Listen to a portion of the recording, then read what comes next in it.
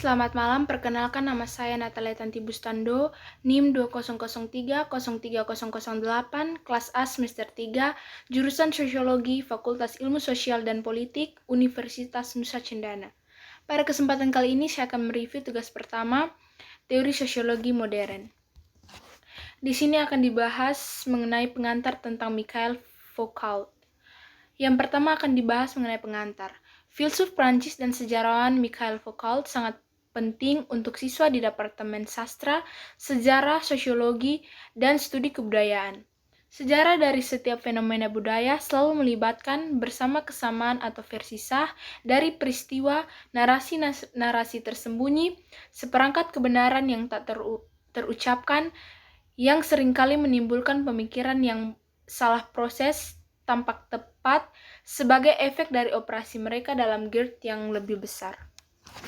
Kemudian akan dibahas mengenai hidup, teks, dan konteks. Pada bab ini akan lebih mengacu pada ketegangan tertentu yang diangkat oleh prospek menulis tentang kehidupan dan pengaruh dari Michael Foucault, seorang pemikir yang bersikeras berkali-kali bahwa diri harus menjadi proses penciptaan yang tetap atau kepribadian. Hubungan Foucault terhadap eksistensialisme mungkin lebih mudah untuk disimpulkan dari porsinya sehubungan dengan pemikiran Marxis.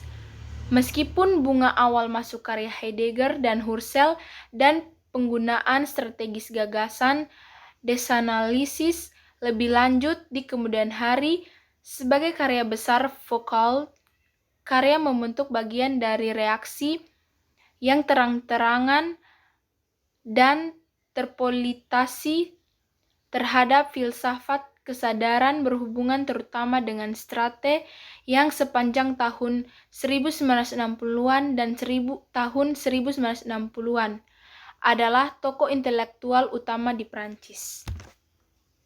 Untuk memahami hubungan Foucault dan Marxisme, harus terlebih dahulu sadar bahwa intelektual Marxisme dan politik komunis menyimpang jauh di Prancis tahun 1950-an dan 1960-an, di mana intelektual Marxisme memiliki reputasi karena bersifat radikal dan progresif arena menolak filsafat bahwa mereka dianggap sebagai bourgeois.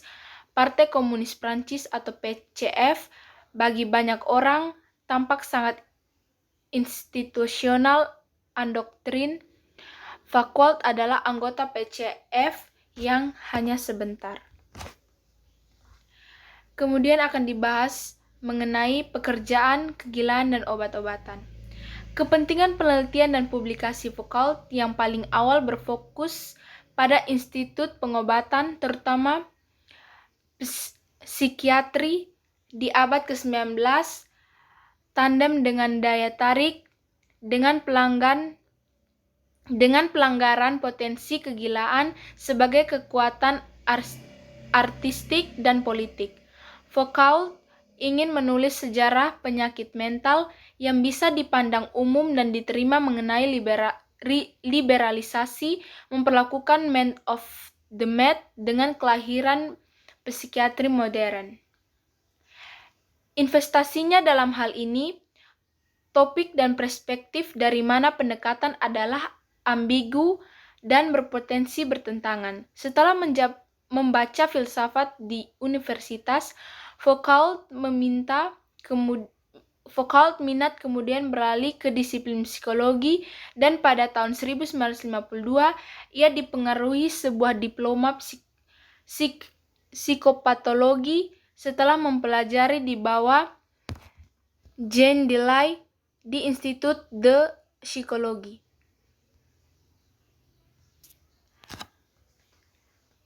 Yang berikut akan dibahas mengenai pekerjaan kematian manusia.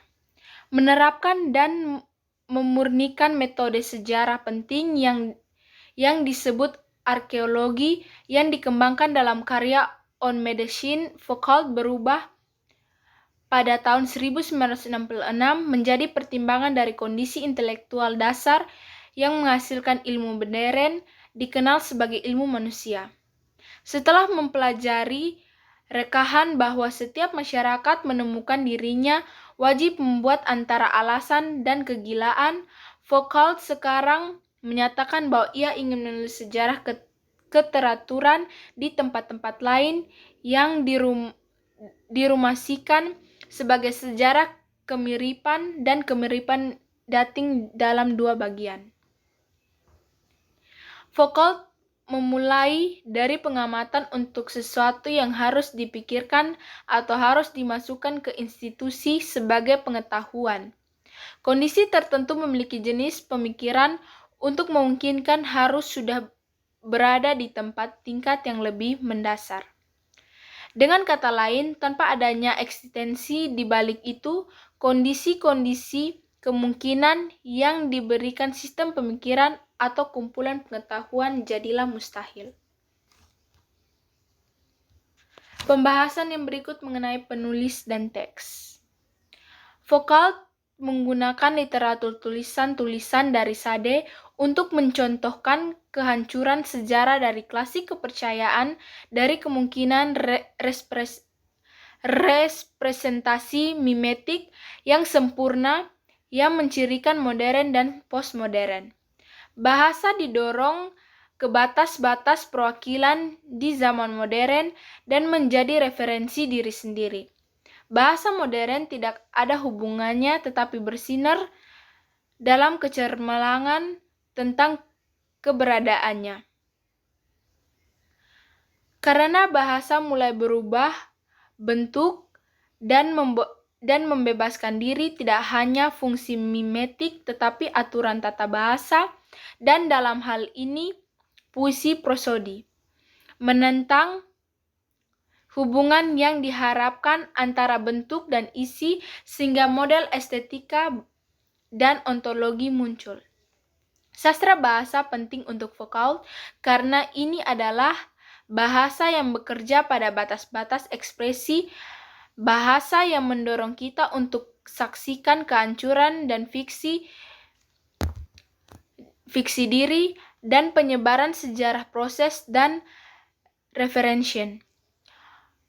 Foucault akan mempertimbangkannya etika dan kondisi estetika diperlukan untuk penciptaan diri, stilisasi, dan untuk seni kenikmatan. Pertama, tampaknya ia perlu menunjukkan penghapusan menyeluruh mandiri melalui ekstrim sastra bahasa. Kematian dari ego eksistensial konsep dari yang mendominasi lingkungan intelektualnya untuk membayangkan kemungkinan baru untuk filsafat dan pengalaman. Yang berikut akan dibahas mengenai pekerjaan, kejahatan, dan hukuman. Bab ini akan mengeksplorasi secara mendalam dua karya pada kriminalitas dan rezim disiplin. Pierre Riviere telah membunuh ibu, adik, dan saudaranya. Kasus pembunuhan parasit pada abad ke-19, 1973, adalah koleksi hukum dan laporan medis disertakan dengan panjang dan tertulis pengakuan oleh petani Prancis yang pada tahun 1835 membunuh ibu dan saudaranya. Dokumennya diedit dan dikomentari oleh Foucault dan timnya peneliti sosiologis. Dalam disiplin hukuman 1975, Foucault ke cara sejarah politik, kekuasaan, dan institusi yang mencerminkan karya awalnya pada penyakit mental dan obat-obatan.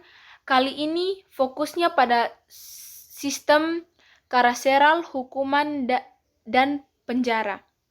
Dalam kedisiplinan dan hukuman, Foucault mempertajam alatnya untuk menganalisa saran yang digunakan tubuh dibuat untuk menyesuaikan diri dengan akhir utilitarian rezim sosial berkat operasi dan kuasa disiplin. Berikut akan dibahas mengenai karya sejarah dan seksualitas.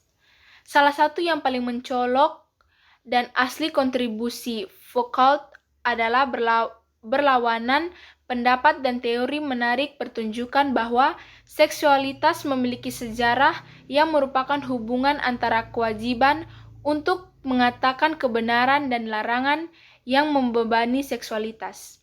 Seksualitas seperti yang kita pikirkan hari ini adalah penemuan dari abad ke-18 dan 19 akhir yang diproduksi oleh teknik spesifik untuk memunculkan pengakuan tentang keinginan individu dan pengelompokan dan menafsirkan apa yang diungkapkan. Itulah pengakuan vokal dan dalam aduannya pekerjaan yang bagus untuk seksualitas.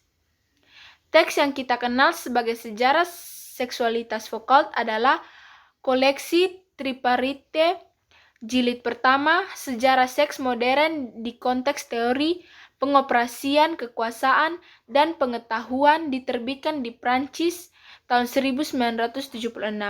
Jilid 2 dan 3 pada konsep kuno tentang kesenangan diri dan etika diikuti 8 tahun kemudian pada tahun 1984. Kemudian penutup.